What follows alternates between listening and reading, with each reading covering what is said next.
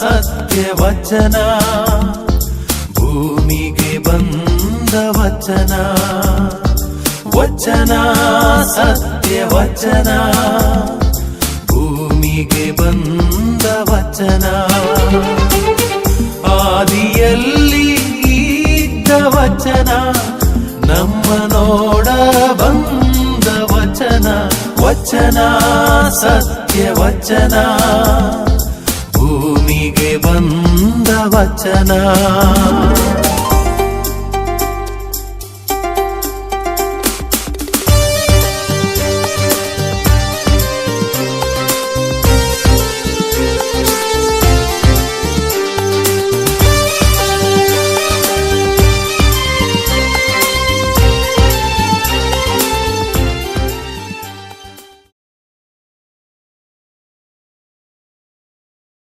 ವಚನಾಮೃತ ಕಾರ್ಯಕ್ರಮಕ್ಕೆ ನಿಮ್ಮೆಲ್ಲರನ್ನು ಸ್ವಾಗತಿಸುತ್ತೇನೆ.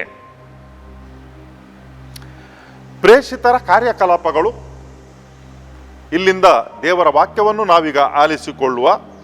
ಮಾರನೇ ದಿನ ಯಹೂದ್ಯ ಅಧಿಕಾರಿಗಳು, ಪ್ರಮುಖರು, ಧರ್ಮಶಾಸ್ತ್ರಿಗಳು ಜೆರೂಸಲೇಮಿನಲ್ಲಿ ಸಭೆ ಸೇರಿದರು. ಪ್ರಧಾನ ಯಾಜಕ ಅನ್ನ ಹಾಗೂ ಕೈಫ, ಯೋವಾನ್ನ, ಅಲೆಕ್ಸಾಂಡರ್ ಮತ್ತು ಪ್ರಧಾನ ಯಾಜಕನ ಕುಟುಂಬದವರು ಆ ಸಭೆಯಲ್ಲಿ ಹಾಜರಿದ್ದರು. ಪ್ರೇಷಿತರನ್ನು ಸಭೆಯ ಮುಂದೆ ನಿಲ್ಲಿಸಿ, ಇದೆಲ್ಲವನ್ನು ನೀವು ಯಾರ ಹೆಸರಿನಲ್ಲಿ ಯಾವ ಅಧಿಕಾರದಿಂದ ಮಾಡಿರುವಿರಿ ಎಂದು ಪ್ರಶ್ನಿಸಿದರು. ಪೇತ್ರನು ಪವಿತ್ರಾತ್ಮರ ಭರಿತನಾಗಿ ಹೀಗೆಂದು ಉತ್ತರ ಕೊಟ್ಟನು, ಜನರ ಅಧಿಕಾರಿಗಳೇ, ಪ್ರಮುಖರೇ, ನಾವೊಬ್ಬ ಕುಂಟನಿಗೆ ಮಾಡಿದ ಸತ್ಕಾರ್ಯದ ಬಗ್ಗೆ ಅವನು ಸ್ವಸ್ಥನಾದುದು ಹೇಗೆಂದು ನೀವು ನಮ್ಮನ್ನು ಇಂದು ಪ್ರಶ್ನಿಸಿರುವಿರಿ. ನಿಮಗೆ ಇಸ್ರಾಯೇಲಿನ ಎಲ್ಲ ಜನರಿಗೂ ಈ ವಿಷಯ ತಿಳಿದಿರಲಿ. ನಜರೇತಿನ ಯೇಸು ಕ್ರಿಸ್ತರ ನಾಮದ ಶಕ್ತಿಯಿಂದಲೇ ಈ ಮನುಷ್ಯನು ಪೂರ್ಣ ಗುಣ ಹೊಂದಿ ನಿಮ್ಮ ಮುಂದೆ ನಿಂತಿದ್ದಾನೆ. ನೀವು ಶಿಲುಬೆಗೇರಿಸಿ ಕೊಂದದ್ದು ಈ ಯೇಸುವನ್ನೇ.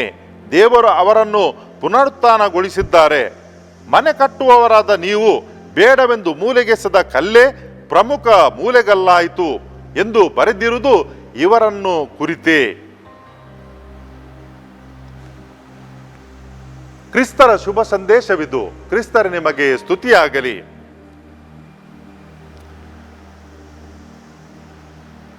ಯೋವಾನ್ನ ಮತ್ತು ಪೇತ್ರ ಓರ್ವ ಹುಟ್ಟುಕುಂಟನನ್ನು ಗುಣಪಡಿಸಿದರು. ಆ ಸುದ್ದಿ ಎಲ್ಲೆಡೆ ಹರಡಿತು. ಏನೋ ಒಂದು ವಿಚಿತ್ರ ಸಂಗತಿಗಳು ನಡೆದಾಗ ನಾವು ಅದನ್ನು ಹರಡಿಸಬೇಕಾಗಿಲ್ಲ, ಅದು ತನ್ನಷ್ಟಕ್ಕೆ ಹರಡ್ತಾನೆ. ಅಂತ ಒಂದು ಪವಾಡ ದೇವಾಲಯದ ಬಳಿ ನಡೆದಾಗ, ಪೇತ್ರ ಮತ್ತು ಯೋವಾನರಿಂದ ಈ ಒಂದು ಅದ್ಭುತ ಕಾರ್ಯ ನಡೆದಾಗ ಆ ಸುದ್ದಿ ಎಲ್ಲೆಡೆ ಹಬ್ಬಿತು, ಎಲ್ಲರಿಗೆ ಕೂಡ ತಿಳಿಯಿತು.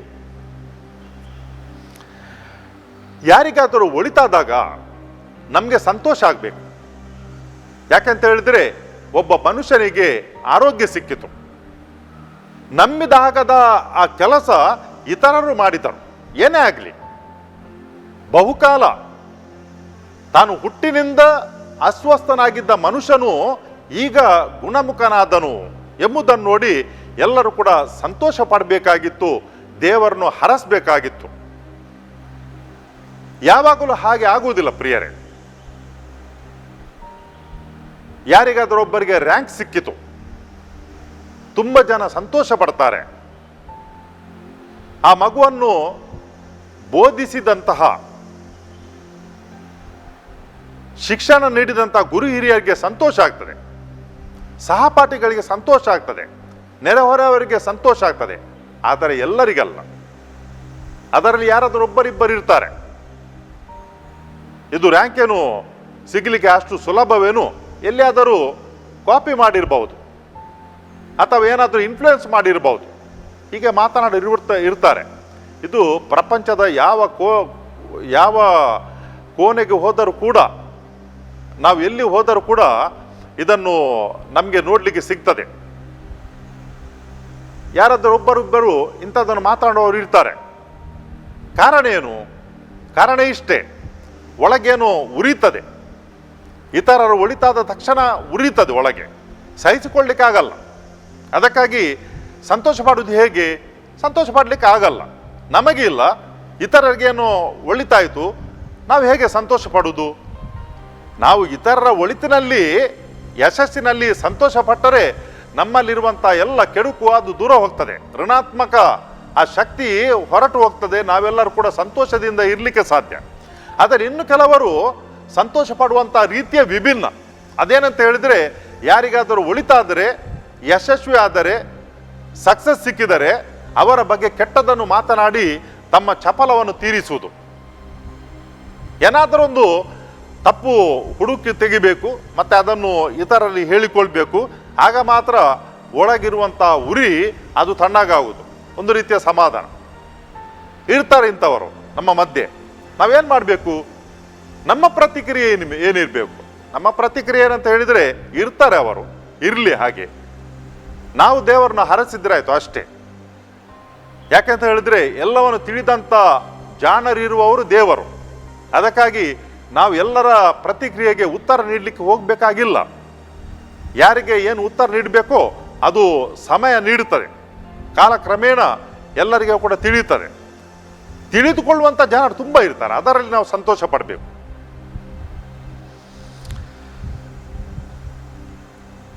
ಇಲ್ಲಿ ನೋಡಿ, ಈ ಹುಟ್ಟುಗುಂಟನನ್ನು ಗುಣಪಡಿಸಿದಂಥ ಸಮಯದಲ್ಲಿ ದೇವರಿಗೆ ಕೃತಜ್ಞತೆಯನ್ನು ಸಲ್ಲಿಸಬೇಕಿತ್ತು ಎಲ್ಲರೂ ಕೂಡ. ಪ್ರತ್ಯೇಕವಾಗಿ ಅಲ್ಲಿರುವಂಥ ಯಾಜಕರು, ದೇವರ ಹೆಸರಿನಲ್ಲಿ ಒಬ್ಬ ಹುಟ್ಟುಗುಂಟನು ಗುಣಮುಖನಾಗಿದ್ದಾನೆ ದೇವಾಲಯದ ಹತ್ತಿರ, ಅವರೆಲ್ಲ ಜನರನ್ನು ಕರೆಯಬೇಕಾಗಿತ್ತು. ನೋಡಿ, ನಮ್ಮ ದೇವಾಲಯದ ಮುಂದೆ ಯಾವಾಗಲೂ ಕೂಡ ಭಿಕ್ಷೆ ಪೀಡುತ್ತಿದ್ದಂತಹ ಒಬ್ಬ ಹುಟ್ಟುಗುಂಟ ಆತನು ಗುಣಮುಖನಾಗಿದ್ದಾನೆ. ಯಾರ ಮುಖಾಂತರ ಆಗಿದ್ದಾನೆ ಅವನು? ಅದಕ್ಕಾಗಿ ನಾವು ದೇವರನ್ನು ಹರಸುವ ಅಂತ ಹೇಳಬೇಕಿತ್ತು.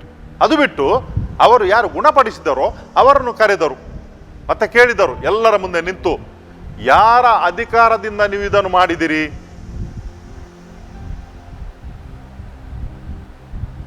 ಒಬ್ಬ ಮನುಷ್ಯನು ಗುಣಮುಖನಾದನು.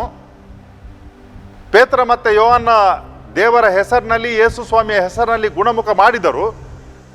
ಪ್ರಶಂಸೆ ಮಾಡುವುದು ಬಿಡಿ, ಈ ಅಧಿಕಾರಿಗಳು ಏನು ಮಾಡಿದ್ದಾರೆ ಅಂತ ಹೇಳಿದ್ರೆ, ಯಾರ ಅಧಿಕಾರದಲ್ಲಿ ನೀವು ಮಾಡಿದಿರಿ? ಯಾವ ಅಧಿಕಾರದಲ್ಲಿ? ಗುಣ ಮಾಡಲಿಕ್ಕೆ ಕೂಡ ಅಧಿಕಾರ ಬೇಕು, ಒಳಿತನ್ನು ಮಾಡಲಿಕ್ಕೆ ಕೂಡ ಅಧಿಕಾರ ಬೇಕು. ಇದೆಲ್ಲ ಏನು ತೋರಿಸ್ಕೊಡ್ತದೆ ಅಂತ ಹೇಳಿದ್ರೆ, ತಮ್ಮ ಅಧಿಕಾರ ಎಲ್ಲೋ ಹೊರಟು ಹೋಯಿತು ಎಂಬ ಭಯ. ನಮ್ಮಿಂದಾಗದ ಕೆಲಸ ಅವರು ಮಾಡಬೇಕಿತ್ತು, ನಮ್ಮಿಂದಾಗದ ಕೆಲಸ ಅವರೇನು ಮಾಡ್ತಿದ್ದಾರೆ ಅಂತ ಹೇಳಿದ್ರೆ, ಬಾಯ್ಪಾಠವಾಗಿ ಬೋಧಿಸ್ತಿದ್ದರು ವಿನಃ ಇಂಥ ಒಂದು ಅದ್ಭುತ ಶಕ್ತಿ ಅವರಲ್ಲಿ ಇದ್ದಿಲ್ಲ. ಯಾಕಂತ ಹೇಳಿದ್ರೆ, ಅವರು ತೋರ್ಪಡಿಕೆಗಾಗಿ ಮಾತ್ರ ಧಾರ್ಮಿಕ ಮುಖಂಡರಾಗಿದ್ದರು ವಿನಃ ಅವರಲ್ಲಿ ನಿಜವಾಗಿ ದೇವರ ಶಕ್ತಿ ಅವರಲ್ಲಿದ್ದಿಲ್ಲ, ದೇವರ ಆತ್ಮ ಅವರಲ್ಲಿದ್ದಿಲ್ಲ. ಒಂದು ವೇಳೆ ಇದ್ದಿದ್ರೆ ಅವರಿಗೆ ಮೊದಲು ಜ್ಞಾನೋದಯವಾಗಬೇಕಾಗಿತ್ತು. ಯೇಸು ಸ್ವಾಮಿ ಸಾಮಾನ್ಯ ಮನುಷ್ಯರಲ್ಲ, ಇವರಲ್ಲಿ ಏನೋ ಒಂದು ವಿಶೇಷ ಶಕ್ತಿ ಅಡಗಿ ಉಂಟು. ಅವರು ನೀರಿನ ಮೇಲೆ ನಡೆದುಕೊಂಡು ಹೋಗ್ತಾರೆ, ಕುಷ್ಠರೋಗಿಯನ್ನು ಗುಣಪಡಿಸ್ತಾರೆ, ಹುಟ್ಟು ಕುರುಡರಿಗೆ ದೃಷ್ಟಿ ನೀಡುತ್ತಾರೆ. ಎಲ್ಲರಿಗೆ ಆಗಲ್ಲ ಇದು. ಸತ್ತವರನ್ನ ಎಬ್ಬಿಸ್ತಾರೆ. ಮೊದಲು ಇವರು ತಿಳಿಬೇಕಿತ್ತು. ಯಾಕಂತ ಹೇಳಿದ್ರೆ ಅವರಿಗೆ ವಿದ್ಯೆ ಉಂಟು, ಆ ಶಾಸ್ತ್ರದಲ್ಲಿ ಏನು ಹೇಳಿದ್ದು ಅವರಿಗೆ ತಿಳಿದುಂಟು. ಅದೆಲ್ಲವನ್ನು ಕೂಡ ತಿಳಿದಿದ್ದರೂ ಕೂಡ ಅವರು ಎಷ್ಟು ಕುರುಡರಾದರು, ಸ್ವೀಕಾರ ಮಾಡಲಿಕ್ಕೆ ಬೇಡ ಅವರಿಗೆ. ಕೆಲವರಿಗೆ ಅಧಿಕಾರ ಹೋಗ್ತದೆ ಎಂಬ ಭಯ. ಕೆಲ ವರ್ಷಗಳ ಹಿಂದೆ ಒಂದು ಧರ್ಮ ಕೇಂದ್ರದಲ್ಲಿ ಕೆಲಸ ಮಾಡುತ್ತಿರುವಾಗ ಅಲ್ಲಿ ಸ್ಮಶಾನದಲ್ಲಿ ಈ ಮಳೆ ನೀರು ಎಲ್ಲ ಕೊಚ್ಚಿ ಹೋಗ್ತಿತ್ತು. ಅದರಿಂದ ಆ ಸ್ಮಶಾನದ ಜಾಗ ಕೂಡ ಹಾಳಾಗುವಂಥದ್ದಿತ್ತು. ಇದು ರಸ್ತೆಯಲ್ಲಿನ ಗುಡ್ಡದ ಮೇಲಿನ ಎಲ್ಲ ನೀರು ಕೂಡ ಸ್ಮಶಾನದಲ್ಲಿ ಅದು ಕೊಚ್ಚಿ ಹೋಗುತ್ತಿತ್ತು. ಆ ಸಂದರ್ಭದಲ್ಲಿ ಧರ್ಮಗುರುಗಳು, ಆ ವಿಚಾರಣಾ ಕೇಂದ್ರದ ಧರ್ಮಗುರುಗಳು ಮತ್ತೆ ಇತರ ಹಿರಿಯರು ಸೇರಿಕೊಂಡು ಈ ಪಾಲಿಕೆಗೆ ಒಂದು ಮನವಿಯನ್ನು ಕೊಟ್ಟರು. ಆ ಪಾಲಿಕೆ ಮುಖ್ಯಸ್ಥರು ಅವರಿಗೆ ಸಮಸ್ಯೆ ತಿಳಿಯಿತು. ಅವರೇನು ಮಾಡ್ತಾರೆ ಅಂತ ಹೇಳಿದ್ರೆ, ಸರಿ, ಈ ಸ್ಮಶಾನದಲ್ಲಿ ಸಾರ್ವಜನಿಕ ಜಾಗದ ನೀರು ಹರಿದು ಹೋಗ್ತಾ ಉಂಟು, ಮತ್ತೆ ಸ್ಮಶಾನ ಎಲ್ಲ ಹಾಳಾಗ್ತದೆ ಅಂತ ಹೇಳಿಕೊಂಡು ಅವರೊಂದು ಕಾಲುವೆಯನ್ನು ಮಾಡಿಸಿದರು ಪಾಲಿಕೆಯ ಖರ್ಚಿನಲ್ಲಿ. ಆ ಸಂದರ್ಭದಲ್ಲಿ ಒಬ್ಬರು ಮುಂದೆ ಬಂದರು. ಒಂದು ಸ್ವಲ್ಪ ದಿವಸ ಆದಮೇಲೆ ಅವರು ಬಂದು ಹೇಳಿದರು, ಯಾರನ್ನು ಕೇಳಿ ಕೆಲಸ ಮಾಡಿದಿರಿ ನೀವು? ಅವರು ಕೂಡ ಆ ಒಂದು ಸಭೆಗೆ ಸೇರಿದವರೇ ಆಗಿದ್ದಾರೆ. ಯಾರನ್ನು ಕೇಳಿ ನೀವು ಈ ಕೆಲಸವನ್ನು ಮಾಡಿದಿರಿ? ಅವರು ಬಂದು ಮಾಡಬೇಕಾಗಿತ್ತು. ಯಾಕಂತ ಹೇಳಿದ್ರೆ ಆ ಸಭೆಗೆ ಸೇರಿದವರು, ಇತರರು ಮಾಡಿದವರು. ಕಾರಣ ಏನಂತ ಹೇಳಿದ್ರೆ, ಈ ಒಂದು ಏರಿಯಾ ನನ್ನದು, ಇಲ್ಲಿ ಪ್ರತಿನಿಧಿ ನಾನಾಗಿದ್ದೇನೆ, ನನ್ನನ್ನು ಹೇಳದೆ ಹೇಗೆ ಮಾಡುದು ನೀವು ಅಂತ ಹೇಳಿಕೊಂಡು ಅಲ್ಲಿಯ ಧರ್ಮಗುರುಗಳು ಅವರಿಗಿಂತ ತುಂಬ ಅನುಭವ ಇತ್ತು, ಹಿರಿಯರವರು. ಅವರು ಹೇಳಿದರು, ಏನಾಯ್ತು ಈಗ? ಅಲ್ಲ, ನನಗೆ ಹೇಳಬೇಕಾಗಿತ್ತಲ್ಲ, ನನ್ನ ಒಪ್ಪಿಗೆ ಇಲ್ಲದೆ ಹೇಗೆ ಮಾಡಿದಿರಿ? ಅದಕ್ಕೆ ಆ ಧರ್ಮಗುರು ಹೇಳಿದರು, ಏನಾಗಬೇಕೀಗ? ನಿಮಗೇನು ರಿಕಗ್ನಿಷನ್ ಬೇಕು ಅಷ್ಟೇ ತಾನೇ? ನಿಮ್ಮ ಹೆಸರಿನಲ್ಲಾಗಿದಂತ ನಾವು ಒಪ್ಪಿಕೊಳ್ತೇವೆ, ಇದು ನಿಮ್ಮ ಹೆಸರಿನಲ್ಲೇ ಆದದಂತೆ ಒಪ್ಪಿಕೊಳ್ತೇವೆ. ಅದೆಲ್ಲ ಸರಿ, ಈಗ ಆಗಲಿ ಅಂತ ಹೇಳಿಕೊಂಡು ಮತ್ತೆ ಸುಮ್ಮನಾದರು. ಒಳಿತು ಕೆಲಸ ಮಾಡುವಾಗ ಅದಕ್ಕೆ ನನ್ನ ಒಪ್ಪಿಗೆ ಯಾಕೆ? ಯಾಕೆ ಹೊಟ್ಟೆ ಕಿಚ್ಚು ಪಡ್ಕೊಳ್ಬೇಕು? ಯಾರು ಮಾಡಿದ್ದಾರೆ ಕೆಲಸ? ಅದರ ಎಡೆಯಲ್ಲಿ ಬಂದು ಮೂಗು ತೂರಿಸಿ ತನ್ನ ಒಂದು ಅಧಿಕಾರವನ್ನು ತೋರಿಸುವಂಥದ್ದು. ಯಾಕಂತ ಹೇಳಿದ್ರೆ, ಅಧಿಕಾರ ಹೊರಡು ಹೋಗ್ತದೋ ಅಥವಾ ಕ್ಷೀಣವಾಗ್ತದೋ ಅಂತ ಒಂದು ಭಯ. ತನ್ನ ಏರಿಯಾ ಆದರೆ ತಾನು ಮಾಡಬೇಕಲ್ವೇ ಕೆಲಸ? ಅದು ಇದು ಏರಿಯಾ ತನ್ನದಾದರೆ ತಾನು ಕೆಲಸ ಮಾಡಬೇಕಾಗಿತ್ತು. ಬಂದು ಮಾಡಲಿಲ್ಲ, ಕೆಲಸ ಮಾಡಲಿಲ್ಲ, ಯಾರೋ ಬೇರೆಯವರು ಮಾಡಿದರು, ಬಂದು ಅಲ್ಲಿ ಹೆಸರು ಬೇಕಷ್ಟೇ. ಅದೇ ಪ್ರಕಾರ ಈ ಧಾರ್ಮಿಕ ಮುಖಂಡರು ಪೇತ್ರ ಮತ್ತು ಯೋವಾನರನ್ನು ಪ್ರಶ್ನೆಗೆ ಒಳಪಡಿಸಿದರು. ಯಾರ ಅಧಿಕಾರದಲ್ಲಿ ಮಾಡಿದ್ರಿ? ಪೇತ್ರ ಮತ್ತು ಯೋವಾನ ಅವರು ಏನು ದೊಡ್ಡ ಜ್ಞಾನಿಗಳಲ್ಲ, ಅಥವಾ ಅವರಿಗೆ ಈ ಶಾಸ್ತ್ರದ ಬಗ್ಗೆ ಪರಿಣತಿಯನ್ನು ಹೊಂದಿದಂಥ ಕೂಡ ವ್ಯಕ್ತಿಗಳ ಕೂಡ ಅಲ್ಲ. ಆದರೆ ಅವರಲ್ಲಿ ದೇವರ ಆತ್ಮ ಇತ್ತು. ಆ ದೇವರ ಆತ್ಮ ಯೇಸು ಸ್ವಾಮಿ ಹೇಳಿದಾಗೆ ಅವರಿಗೆ ತಿಳಿಯಪಡಿಸಿತು ಏನು ಮಾತನಾಡಬೇಕಂತ. ಅವರೇನು ಹೇಳಿದರು?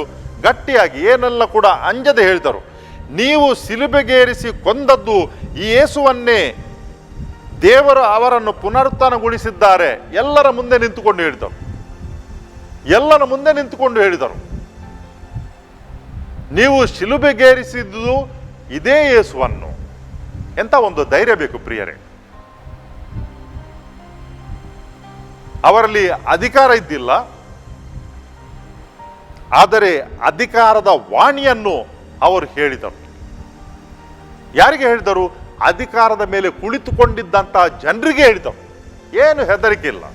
ಯಾಕಂತ ಹೇಳಿದ್ರೆ ಅವರಲ್ಲಿ ದೇವರ ಆತ್ಮ ಇತ್ತು. ಯಾವತ್ತೂ ಕೂಡ ನಾವು ಈ ದೇವರ ಆತ್ಮವನ್ನು ಬಯಸಬೇಕು. ನಮ್ಮಲ್ಲಿ ನೀವು ಇರಬೇಕಂತ ಕೇಳಿಕೊಳ್ಬೇಕು. ನಮ್ಮ ಬುದ್ಧಿವಂತಿಕೆಯನ್ನು ನೀವು ನಮಗೆ ನೀಡಿರಿ, ಜಾಣತನವನ್ನು ನೀಡಿರಿ, ಧೈರ್ಯವನ್ನು ನೀಡಿರಿ, ಯೇಸು ಸ್ವಾಮಿಯನ್ನು ಸಾರಲು ಬೇಕಾದಂತಹ ಶಕ್ತಿಯನ್ನು ನೀಡಿರಿ ಅಂತ ನಾವು ಬೇಡಬೇಕು ಪ್ರತಿನಿತ್ಯ. ಈ ದೇವರಾತ್ಮವನ್ನು, ಪಾವನಾತ್ಮರನ್ನು ಯಾವಾಗ ಅವರು ನಮ್ಮಲ್ಲಿ ಇರ್ತಾರೆ, ನಾವು ಯಾರಿಗೆ ಕೂಡ ಹೆದರಬೇಕಾಗಿಲ್ಲ, ಯಾರಿಗೆ ಕೂಡ ಹೆದರಬೇಕಾಗಿಲ್ಲ. ಪೇತ್ರ ಮತ್ತು ಯೋವನ್ನ ಅವರು ಸರಳ ವ್ಯಕ್ತಿಗಳು, ಆದರೂ ಕೂಡ ಎಲ್ಲರ ಮುಂದೆ ನಿಂತುಕೊಂಡು ಸತ್ಯವನ್ನು ನೀಡುವಂತಹ, ಮಾತನಾಡುವಂತಹ ಶಕ್ತಿ ಅವರಲ್ಲಿತ್ತು. ಯಾರು ಯೇಸು ಸ್ವಾಮಿಯ ಮರಣಕ್ಕೆ ಕಾರಣರಾಗಿದ್ದಾರೋ ಅವರನ್ನು ಅವರ ಮುಖದಲ್ಲೇ ಹೇಳಿದರು. ಯಾಕೆಂತ ಹೇಳಿದರೆ ಅವರಿಗೆ ಸತ್ಯ ಅವರ ಪಕ್ಷದಲ್ಲಿತ್ತು, ನ್ಯಾಯ ಅವರ ಪಕ್ಷದಲ್ಲಿತ್ತು, ದೇವರ ಆತ್ಮ ಅವರ ಪಕ್ಷದಲ್ಲಿತ್ತು. ಅಂಥ ಮನುಷ್ಯರು ಎಲ್ಲಿ ಏನಾದರೂ ಕೂಡ ಅವರು ನೇರವಾಗಿ ಹೇಳ್ತಾರೆ.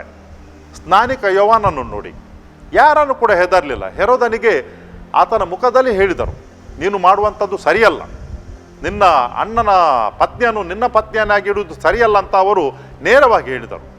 ನಮಗೇನು ಬೇಕಂತ ಹೇಳಿದರೆ, ಹೆದರಿಕೆಯಿಂದ ಜೀವನ ಮಾಡುವುದರ ಬದಲಿಗೆ ನಾವು ದೇವರ ಆತ್ಮರ ಆ ಶಕ್ತಿಯಿಂದ ಸ್ವಲ್ಪ, ಮತ್ತು ಚಿಕ್ಕ ವಯಸ್ಸಾದರೂ ಚಿಂತೆ ಇಲ್ಲ, ನಾವು ಧೈರ್ಯದಿಂದ ಜೀವಿಸುವಂಥ ಭಾಗ್ಯ ನಮಗೆ ಇರಲಿ ಅಂತ ನಾವು ಪ್ರಾರ್ಥಿಸುವ. ಕರ್ತನಾದ ದೇವರೇ,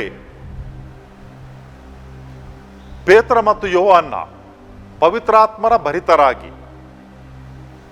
ಮುಖ್ಯ ಯಾಜಕರಿಗೆ ಎಲ್ಲರ ಮುಂದೆ ಯೇಸು ಸ್ವಾಮಿಯನ್ನು ನೀವು ಕೊಂದಿರುವಿರಿ ಅಂತ ಅವರು ನೇರವಾಗಿ ಹೇಳಿದರು. ಮತ್ತು ನೀವು ಅವರನ್ನು ಮರಣದಿಂದ ಪುನರುತ್ಥಾನ ಮಾಡಿದ್ದೀರಂತ ಕೂಡ ಹೇಳಿದರು.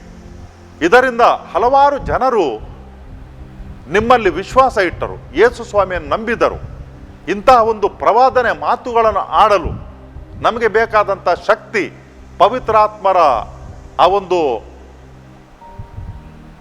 ಪ್ರೇರಣೆ ನಮಗೆಲ್ಲರಿಗೂ ಕೂಡ ನೀಡಿರೆಂದು ನಿಮ್ಮನ್ನು ಪ್ರಾರ್ಥಿಸುತ್ತೇವೆ. ಯಾವ ಪವಿತ್ರಾತ್ಮ ಆ ಪ್ರೇಷಿತರಲ್ಲಿದ್ದಂಥ ಭಯವನ್ನು ದೂರ ಮಾಡಿದರೋ ಆ ಪವಿತ್ರಾತ್ಮ ಈ ಕಾರ್ಯಕ್ರಮದಲ್ಲಿ ಪಾಲ್ಗೊಳ್ಳುತ್ತಿರುವಂಥ ಪ್ರತಿಯೊಬ್ಬರ ಮೇಲೆ ಇಳಿದು ಬರಲಿ. ಅವರ ಶಕ್ತಿಯಿಂದ, ಅವರ ಪ್ರೇರಣೆಯಿಂದ ಎಲ್ಲರ ಪಾಪಗಳು ಅವು ಕ್ಷಮಿಸಲ್ಪಡಲಿ, ಎಲ್ಲರ ಕಾಯಿಲೆಗಳು ದೂರಕ್ಕೆ ಹೋಗಲಿ, ಎಲ್ಲರಲ್ಲಿದ್ದಂಥ ದುರಾತ್ಮಗಳು ದೂರಕ್ಕೆ ಹೋಗಲಿ. ಈ ಕಾರ್ಯಕ್ರಮದಲ್ಲಿ ಪಾಲ್ಗೊಳ್ಳುತ್ತಿರುವಂಥ ಎಲ್ಲರಿಗೆ ಕೂಡ ದೇಹದ ಆರೋಗ್ಯ, ಮನಸ್ಸಿನ ನೆಮ್ಮದಿ, ಆತ್ಮದ ಶಕ್ತಿ ಸಿಗಲೆಂದು ನಿಮ್ಮನ್ನು ಪ್ರಾರ್ಥಿಸುತ್ತೇವೆ. ಆಮೇನ್.